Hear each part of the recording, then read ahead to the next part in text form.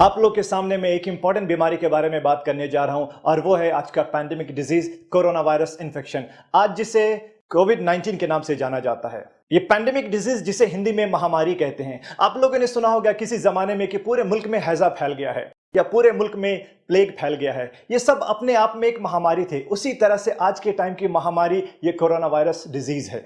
Social media, WhatsApp, Facebook के जरिए हमारे पास बहुत सारे इंफॉर्मेशन है ये कोरोना वायरस के बारे में। इसमें कुछ सही है और कुछ गलत। इस सही गलत के चक्कर में बहुत सारे लोगों की जिंदगी पे और बिजनेस पे काफी असर पड़ा है। लोगों में एक बहुत डर का माहौल बना हुआ है। लोगों को लगने लगा है कि अगर उनको ये इन्फेक्शन हो जाएगा तो उनका मरना पक्का है, जबकि ये बिल्कुल गलत बात है। ऐसे सिचुएशन में मेरी जिम्मेदारी है कि मैं आपके सामने सही इंफॉर्मेशन दूं और गलत बातों से आपको सावधान करूं। आइए समझते हैं इस वायरस के बारे में। जो सबसे पहला केस दुनिया के सामने आया वो वुहान शहर से, जो चाइना में पड़ता है। जब आउटब्रेक हुआ था तो उस टाइम कुछ लोग वहां पे गए हुए थे, कुछ लोग बिजनेस के लिए, कुछ एजुकेशन के लिए और कुछ लोग घूमने के लिए। सेम टाइम पे जब वो वापस आए एक मुल्क से दूसरे मुल्क से तीसरे मुल्क, और इस तरह से पूरे दुनिया में ये इन्फेक्शन फैलता गया। सबसे पहला सवाल कि ये बीमारी फैलती कैसे है। आपको बता दूं, ये बीमारी क्लोज कांटेक्ट से फैलती है, सांस के जरिए। ये एक रेस्पिरेटरी डिजीज है। ये वायरस हमारे नाक से होते हुए सीधे लंग्स में पहुंचता है। आप इस वायरस के स्ट्रक्चर को देखिए, इसमें कुछ स्पाइक्स जैसे नुकीली चीजें हैं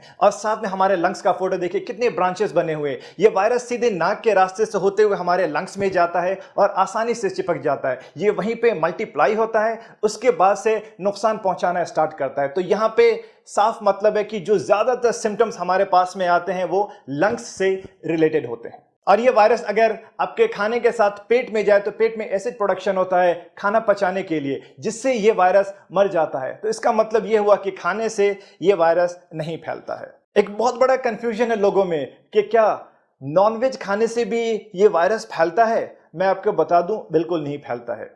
आउटब्रेक जब हुआ था वुहान से, तो वहां पे एक सी फूड मार्केट है। अब वो सी फूड मार्केट में एक साथ काफी सारे लाइव एनिमल्स, जिंदा जानवर और फिश जैसे सी फूड मिलते हैं। रिसर्च के हिसाब से एक एनिमल वायरस और एक ह्यूमन वायरस मिलकर के म्यूटेशन हुआ और एक नया वायरस बन गया। तो इसलिए हम इसे नोवेल कोरोना वायरस भी कहते हैं। अभी के टाइम पे ये पूरा का पूरा ह्यूमन वायरस है और सिर्फ इंसान से इंसान में फैलता है। इसलिए अगर आपको कोई ये कहे कि मटन खाने से या चिकन खाने से भी इन्फेक्शन फैलता है तो गलत बात है।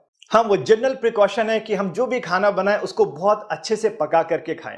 एक इंसान से दूसरे इंसान में ये इन्फेक्शन कैसे फैलता है।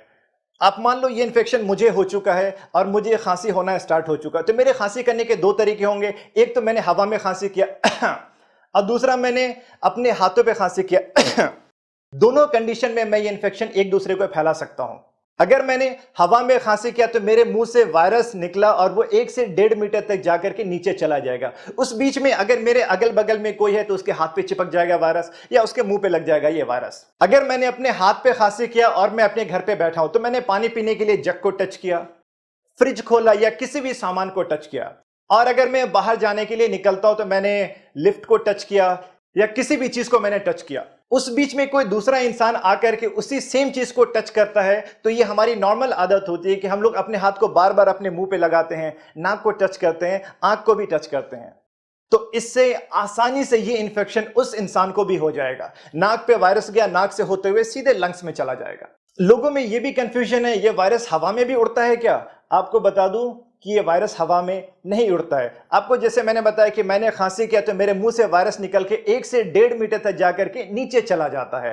तो ये वायरस हवा में नहीं उड़ता है। अब किसी को ये इन्फेक्शन हो जाए तो क्या क्या सिम्टम्स आएंगे, यानी कि मरीज के अंदर लक्षण क्या क्या होंगे इस बीमारी के। जो सबसे पहला लक्षण स्टार्ट होगा वो तो आम फ्लू जैसे सर्दी जुकाम और गले में खराश, लेकिन इसके साथ में सूखी खांसी और बुखार भी होगा। मतली जैसा यानी कि उल्टी होने का मन भी होगा पेशेंट को, और धीरे धीरे ये सिम्टम्स और ज्यादा बढ़ते जाएंगे वक्त के साथ। साथ में उनकी हिस्ट्री भी देखिए कि पिछले 10 से 12 दिनों में वो किन किन जगहों पे गए हैं।